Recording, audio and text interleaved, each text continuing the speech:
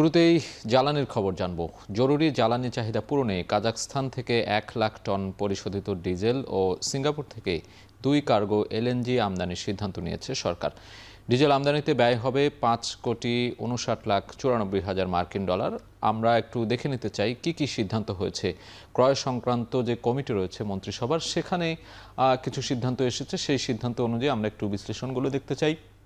ক্রয় কমিটির সভায় জ্বালানি সংকট কাটাতে নতুন উৎসের সন্ধান করা হচ্ছে এবং সরাসরি ক্রয় পদ্ধতিতে ১ লাখ টন ডিজেল আমদানি করা হবে, এই সিদ্ধান্ত নেওয়া হয়েছে এবং তাতে করে ব্যয় হবে বাংলাদেশি মুদ্রায় ৬৮৯ কোটি টাকারও বেশি এবং প্রতি ব্যারেল যে তেল তার মূল্য ধরা হয়েছে $৭৫.০৬।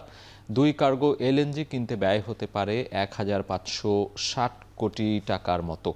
ক্রয় সংক্রান্ত মন্ত্রিসভার কমিটিতে এসব প্রস্তাব অনুমোদন হয়েছে।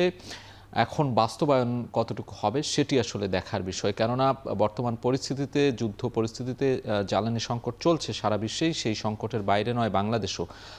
বিশেষ করে অকটেন পেট্রোল থেকে শুরু করে ডিজেল, এই সেচ মৌসুম থেকে শুরু করে যানবাহনকে জ্বালানির যে চাহিদা সেটি মেটানোর জন্যই কিন্তু আসলে সরকার একটি ব্যাপক প্রস্তুতি নিয়েছে। তারই অংশ হিসেবে এই ক্রয় কমিটির সভা হয়েছে এবং সেখানে নতুন উৎসের সন্ধান করা হচ্ছে। সেখান থেকে জ্বালানি সংগ্রহ করা হবে।